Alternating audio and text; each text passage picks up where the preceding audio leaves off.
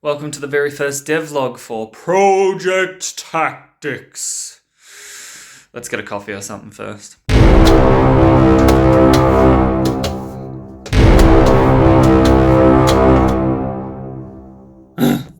Fuck, I'm going to Macca's. So about a month ago, I uploaded a video telling you guys I was shifting away from RPG Maker content to focus on my own game that I want to make, which I have dubbed Project Tactics. Yes, it's a placeholder.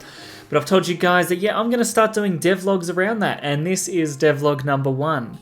So what did I accomplish this month? Well, that's what we're going to look at in this video. So sit back, relax, and don't forget to drink some water. I started working firstly on my games design document, Project Tactics. Put an image here later on. I had some great suggestions from some people in the Discord, as well as scouring the web. I'm slowly putting together my own game design document. As you can see, I've got things like my overview, executive summary, gameplay loop I haven't decided yet, but there's a whole bunch of mechanics I'm looking to add into the game. Essentially, I'm just getting the core gameplay loop and everything figured out. This games design document and game design documents in general are living documents. They're persistent documents. You're constantly updating them and adding to them all throughout development. So I got started on my game design document, and as you can see, I've jumped way too far ahead and I've created all of these different races. A lot of that's just going to be cut because I didn't follow the rule of KISS. Keep it simple, silly. It actually means keep it simple, stupid. But I was being nice. As you can see, some very rudimentary stuff. A lot of work still needs to be done on the game design document.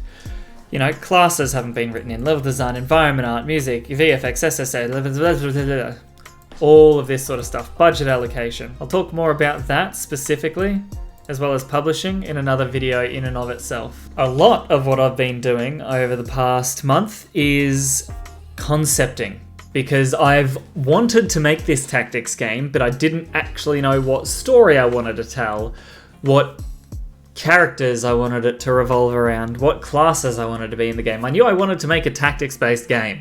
So the last month I've been concepting story, characters, classes, all of that sort of stuff. One of the things I did during my lunch break at work is I got drawing and crafting a paper prototype.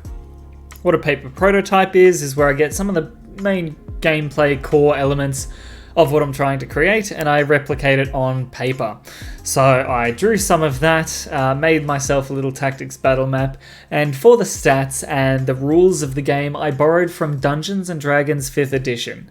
Now, one of the things I came to realize while playtesting this was that RNG is a huge factor in that sort of stuff. Large amounts of RNG absolutely kill any sort of tactical role-playing elements you're trying to provide in a game. I had my characters, rolling a d10 plus 2, and they'd be rolling 3 damage. And if you just got a series of bad rolls, then there's no tactics. That's just luck. That's just RNG. So one of the things I've come to realize early on is that my game can't be as RNG heavy as even some of the other tactics games, even Final Fantasy Tactics Advanced, which I've been playing on Friday nights. I've been streaming it. Even that has some RNG in it, which I'm just not too thrilled with. So even though I want my game to be a homage to what Final Fantasy Tactics Advanced made me feel when I was younger, one of the things I don't like about it is the RNG. So that's why it's important to get paper prototypes out real quick and just get to work on that sort of nutting out of the gameplay information really early. I'm also sitting here figuring out what sort of engine that I want to build the game in. Now, I was originally thinking either Godot or Game Maker, just because those are some easier 2D options, but I settled with I'm probably going to start my prototype in Unity. And that way, if the prototype is very successful, I don't have to spend time transferring it from Game Maker or Godot to Unity or another engine if I decide another engine later down the track. I'll have this framework built already in Unity. Ideally, what I'm doing is I'm building a prototype, and I'm going to make a fully polished prototype and then send that off to publishers and hope to get funding so I can fund the rest of the completion of my game. I will go into depth on how I plan to get funding from publishers and my idea around publishers in another devlog in the future. But yeah, so I had to jump into Unity, learning C# and trying to redo C#. God, was a pain. It was definitely a pain. So I've just come to the point where I'm at, why am I learning programming when I can just pay someone who knows how to do it? So I took the afternoon to write down a design brief for C# and just working out the different mechanics I wanted in this small prototype. It was only the beginning of what I wanted, but just working out these small little mechanics that I was going to pay someone to do, that was important before actually messaging them. Now, I actually went to message two people. First person I went to message was a concept artist because I was looking to have some character design done. More like class design, the costumes, and like what, the warrior would look like, what the mage would look like. So I contacted him, and I also contacted a C# programmer, and I forwarded over my design brief as well as the budget I was planning to spend with him. Both started out okay. I got replies relatively quickly, but for the last few days, replies just... So the programmer did get back to me and he said he'll contact me over the next few days. I am still waiting for that. I'll probably give him about 1 or 2 more days before I look for a different programmer. In fact, I think I might start looking for a different programmer now, send them over my brief and as well as my budget and just say, hey, this is what I'm looking for. Can you do? Now, what I'm doing is I'm looking for people on Fiverr. I still have to do a bit more work just about what things I need done. So let's just go over that next. Now, at the moment, I've got a budget of roughly $700 to $1,000 a month. That's money I was saving from my job. I was putting that into my different investment accounts, but I've now pulled all that out. I am going balls to the walls into this project. So my budget's roughly around $700 to $1,000 a month, and that's what I'm looking to spend just hiring out some help to get the prototype built. I'm going to be doing a lot of work myself as well, but I'm looking for obviously concept artists and C# programmers and all of that sort of stuff. Obviously, I've had no luck at the moment, so if anyone is open to doing some form of commission, then definitely, whilst you scroll down to leave a like, whilst drinking some water, let me know if you do any sort of commissions for C# or concept art, because as I said, I do have a monthly budget. But yeah, you really sort of have to spend money, and because I'm going to go to a publisher to petition them for more funding to get a fully complete game built, I do expect this to cost a lot of money. I'm looking to spend probably about the next 12 months to 24 months on this prototype, so I am looking at around about $20,000 probably of my own money invested to get this prototype ready for funding. That's mainly where I've gotten. I have done some concepting ideas around the story.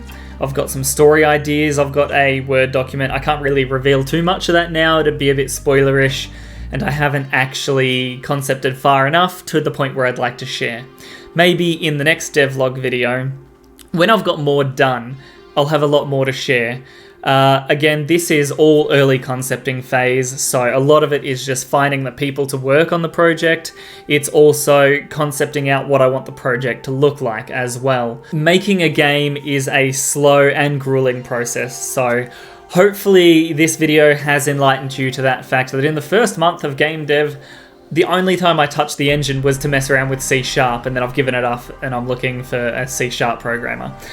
I haven't actually touched the engine in terms of making the game and getting the story in and making items and classes and skills. All of that I've done on paper. I'm not doing that in engine yet because that would be a waste of time. You have to get all of this stuff concepted out and balanced out before you start throwing it into game. And before I do any of that, I obviously need a basic working framework for the game. So that's why my most immediate need is for a programmer. Can't really do much more other than work on the story, which I've been doing. That's a secret. And artists, concept artists, that's not as important, but I am looking for that sort of stuff. I hope you guys have enjoyed the first episode of, I guess, the devlog for Project Tactics. For those of you who do want more content, I am still streaming every Friday night. I'm streaming Final Fantasy Tactics Advance for me to get an idea of things I do like and things I don't like within the game, so I can incorporate that into my own game. expect a lot more. Hopefully by the next devlog I have a programmer and some concept art to show you. I'm hoping for big things, and I hope you guys are excited. As I said, I am planning to invest a significant amount of my own money into this, so I'm hoping this goes awesomely and we get some awesome art and awesome gameplay. Look, I'll tell you what, I can talk for days on end, right? I can talk for days on end about this awesome game that I'm going to make and how cool it's going to look, but really, you should see it firsthand. So if you want to join me on this journey of creating a tactics-based game, like Final Fantasy Tactics and all of that sort of stuff, then do me a favor, right? Scroll down. While you're hitting the like button, hit the subscribe button and the bell icon so you get notified whenever a new devlog comes out. Now, before my content, I was uploading every week, sometimes twice a week. Devlog, probably going to be a bit more time in between because there's a lot more other work that needs to be done outside of shooting, filming, and editing. There's actually a game to build.